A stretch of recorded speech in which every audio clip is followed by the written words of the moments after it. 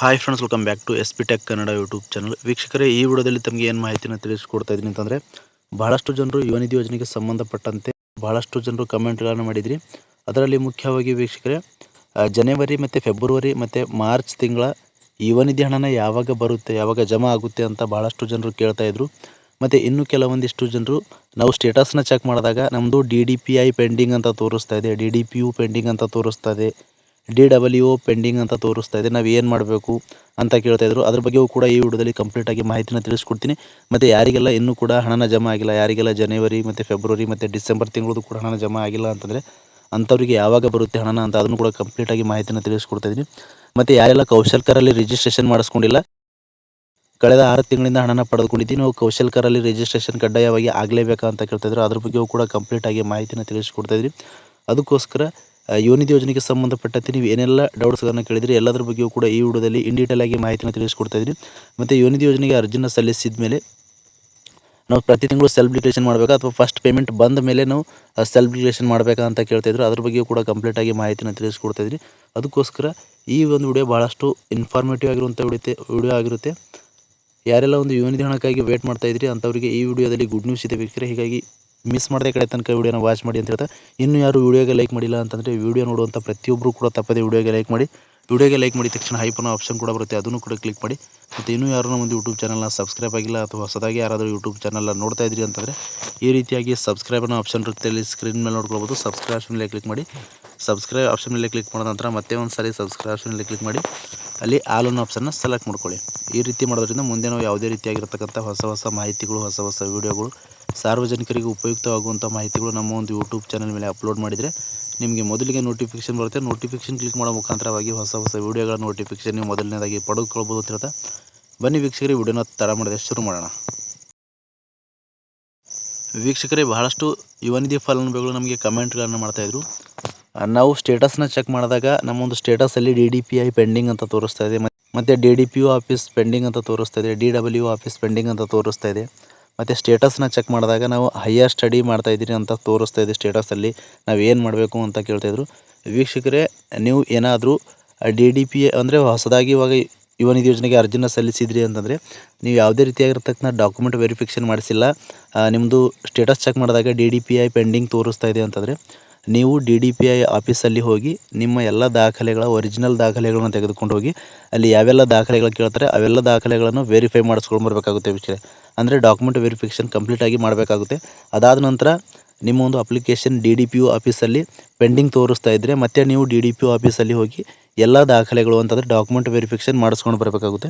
ಅದಾದ ನಂತರ DWO ಆಫೀಸಲ್ಲಿ ಪೆಂಡಿಂಗ್ ಇದ್ದರೆ DWO ಆಫೀಸಲ್ಲಿಯೂ ಕೂಡ ಅಪ್ರೂವಲ್ ಮಾಡಿಸ್ಬೇಕಾಗುತ್ತೆ. ಅಪ್ರೂವ್ಡ್ ಆದಮೇಲೆ ನಿಮ್ಮ ಒಂದು ಅಪ್ಲಿಕೇಶನ್ ಏನಿರುತ್ತೆ ಡಿಪಾರ್ಟ್ಮೆಂಟ್ ಅವರು ರಿಸೀವ್ ಮಾಡ್ಕೋತಾರೆ. ರಿಸೀವ್ ಮಾಡ್ಕೊಂಡ ನಂತರ ನಿಮಗೆ 1 or 2 ಮಂತ್ಸ್ ಒಳಗಾಗಿ ನಿಮಗೆ ಯುವ ನಿಧಿ ಹಣ ಏನಿದೆ ಫಸ್ಟ್ ಪೇಮೆಂಟ್ ಬರುತ್ತೆ ವೀಕ್ಷಕರೇ. ಯುವ ನಿಧಿ ಫಸ್ಟ್ ಪೇಮೆಂಟ್ ಬಂತು ಅಂತಂದರೆ ನೆಕ್ಸ್ಟ್ ಮಂತಿಂದ ನೀವು ಸೆಲ್ಫ್ ಡಿಕ್ಲೇಷನ್ ಮಾಡ್ಕೊಳ್ಬೋದು ವೀಕ್ಷಕರೇ. ಈ ರೀತಿಯಾಗಿ ಪ್ರೊಸೆಸ್ ಇರುವಂಥದ್ದು. ಮತ್ತು ಯಾರೆಲ್ಲ ಇವಾಗ ಯುವ ನಿಧಿ ಯೋಜನೆಗೆ ಅರ್ಜಿನ ಸಲ್ಲಿಸಿ 4-5 ತಿಂಗಳು ಹಣನ ತೆಗೆದುಕೊಂಡಿದ್ರಿ ಅಥವಾ 6 ತಿಂಗಳಿಂದ ಹಣನ ಪಡೆದುಕೊಂಡಿದ್ರಿ ಅಂತಂದರೆ ಕೆಲವೊಂದಿಷ್ಟು ಜನರು ಸ್ಟೇಟಸ್ನ ಚೆಕ್ ಮಾಡಿದಾಗ ಅವ್ರದ್ದು ಸ್ಟೇಟಸಲ್ಲಿ ಡಾಟಾ ನಾಟ್ ಫಂಡ್ ಅಂತ ಬರ್ತಾ ಇದೆ, ಮತ್ತು you are pursuing higher studies ಅಂತ ತೋರಿಸ್ತಾ ಇದೆ. ನಾವು ಏನು ಮಾಡಬೇಕು ಅಂತ ಕೇಳ್ತಾಯಿದ್ರು. ವೀಕ್ಷಕರೇ, ಇದರ ಬಗ್ಗೆ ಮಾಹಿತಿನ ತಿಳಿಸೋದಾದರೆ ಬಹಳಷ್ಟು ಜನರಿಗೆ ಇದೇ ರೀತಿಯಾಗಿ ತೋರಿಸ್ತಾ ಇದೆ, ಯು ಆರ್ ನಾಟ್ ಎಲಿಜಿಬಲ್ ಅಂತ ತೋರಿಸ್ತಾ ಇದೆ, ಮತ್ತು you are pursuing higher studies ಅಂತ ತೋರಿಸ್ತಾ ಇದೆ, ಮತ್ತು ಡೇಟಾ ನಾಟ್ ಫಂಡ್ ಅಂತ ಬರ್ತಾ ಇದೆ. ಈ ರೀತಿಯಾಗಿ ಬರ್ತಾಯಿದ್ರೆ ನಿಮ್ಮದು ಯಾವುದೇ ರೀತಿಯಾಗಿರ್ತಕ್ಕಂಥ ನೀವು ಹೈಯರ್ ಸ್ಟಡಿನೂ ಮಾಡ್ತಾಯಿಲ್ಲ, ಮತ್ತು ಪ್ರತಿ ತಿಂಗಳು ಕೂಡ ನೀವು ಸೆಲ್ಫ್ ಡಿಕ್ಲೇಷನ್ ಕರೆಕ್ಟಾಗಿ ಮಾಡಿದಿರಿ ಅಂತಂದರೆ ಈ ರೀತಿಯಾಗಿ ತೋರಿಸ್ತಾ ಇದ್ದರೆ ನಿಮ್ಮದು ಏನು ತಪ್ಪಾಗಿರೋದಿಲ್ಲ ವೀಕ್ಷಕರೇ. ಯಾಕೆ ಅಂತಂದರೆ ತಾಂತ್ರಿಕ ಸಮಸ್ಯೆಯಿಂದ ಈ ಒಂದು ಸೇವಾ ಸಿಂಧು ಏನು ವೆಬ್ಸೈಟ್ ಇರುತ್ತೆ, ವೆಬ್ಸೈಟಿಂದ ಈ ಪ್ರತಿ ಬಾರಿಯೂ ಕೂಡ ಈ ರೀತಿಯಾಗಿ ಭಾಳಷ್ಟು ಜನರಿಗೆ ತೋರಿಸ್ತಾ ಇದೆ ಅಂತಂದರೆ ತಾಂತ್ರಿಕ ಸಮಸ್ಯೆಯಿಂದ ಈ ರೀತಿಯಾಗಿ ಶೋ ಆಗ್ತಾ ಇದೆ ಅಂತ ಡಿಪಾರ್ಟ್ಮೆಂಟ್ ಕಡೆಯಿಂದನೇ ಮಾಹಿತಿನ ಬಂದಿರುವಂಥದ್ದು. ಹೀಗಾಗಿ ನಿಮ್ಮದು ಎಲ್ಲವೂ ಕೂಡ ಕರೆಕ್ಟಾಗಿತ್ತು ಅಂತಂದರೆ ನೀವು ತಲೆ ಕೆಡಿಸ್ಕೊಳ್ಳೋ ಅವಶ್ಯಕತೆ ಇಲ್ಲ. ನೀವೇನಾದರೂ ಹೈಯರ್ ಸ್ಟಡಿ ಮಾಡ್ತಾ ಇದ್ದೀರಿ ಅಂತಂದರೆ ಮಾತ್ರ ನಿಮ್ಮದು ಯುವ ನಿಧಿ ಹಣ ಏನಿದೆ ಕಂಪ್ಲೀಟಾಗಿ ಸ್ಟಾಪ್ ಆಗುತ್ತೆ ವೀಕ್ಷಕರೇ. ಇನ್ನು ವೀಕ್ಷಕರೇ, ಮೂರನೇದಾಗಿ ಬಹಳಷ್ಟು ಜನರು ಕಮೆಂಟ್ಗಳನ್ನು ಮಾಡ್ತಾಯಿದ್ರು. ಏನಂತ ಕಮೆಂಟ್ಗಳನ್ನು ಮಾಡ್ತಾಯಿದ್ರು ಅಂತಂದರೆ, ಕಳೆದ ನಾವು 6 ತಿಂಗಳಿಂದ ಯುವ ನಿಧಿ ಯೋಜನೆಯ ಹಣನ ಪಡೆದುಕೊಳ್ತಾ ಇದ್ದೀವಿ, ಇವಾಗ 6 ತಿಂಗಳ ಹಣನ ಪಡೆದುಕೊಂಡಿದ್ದೀವಿ, ಇವಾಗ ನಾವು ಕೌಶಲ್ಕರಲ್ಲಿ ಕಡ್ಡಾಯವಾಗಿ ರಿಜಿಸ್ಟ್ರೇಷನ್ ಮಾಡ್ಕೊಳ್ಬೇಕಾ ಅಂತ ಕೇಳ್ತಾಯಿದ್ರು. ಹೌದು ವೀಕ್ಷಕರೇ, ಇದು ಡಿಪಾರ್ಟ್ಮೆಂಟ್ ಕಡೆಯಿಂದನೇ ಮಾಹಿತಿನ ತಿಳಿಸಿರುವಂಥದ್ದು. ಯಾರದೆಲ್ಲ ಕಳೆದ 6 ತಿಂಗಳಿಂದ ಯುವ ನಿಧಿ ಹಣ ಪಡೆದುಕೊಂಡಿದ್ದೀರಿ ಅಂಥವರು ಕಡ್ಡಾಯವಾಗಿ ಕೌಶಲ್ಕರಲ್ಲಿ ರಿಜಿಸ್ಟ್ರೇಷನ್ ಮಾಡಿಸ್ಕೊಳ್ಬೇಕು ಅಂತ ಇಲಾಖೆ ಕಡೆಯಿಂದನೇ ಸೂಚನೆ ನೀಡಿರುವಂಥದ್ದು.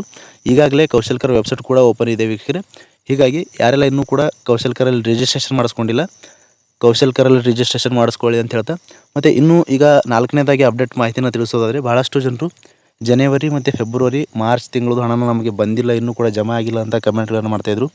ಇಲಾಖೆ ಕಡೆಯಿಂದ ನಮಗೆ ಮಾಹಿತಿ ಬಂದಿರೋ ಪ್ರಕಾರ ವೀಕ್ಷಕರೇ, ಈ ಒಂದು ಏಪ್ರಿಲ್ ಮಂತಲ್ಲಿ ತಮಗೆ ಯುವ ನಿಧಿ ಹಣನ ಬಿಡುಗಡೆ ಆಗೋದಿಲ್ಲ, ಮೇ ಫಸ್ಟ್ ವೀಕಲ್ಲಿ ನಿಮಗೆ ಹಣನ ಬರುತ್ತೆ ಅಂತ ಇಲಾಖೆ ಕಡೆಯಿಂದ ಮಾಹಿತಿನ ಬಂದಿರುವಂಥದ್ದು.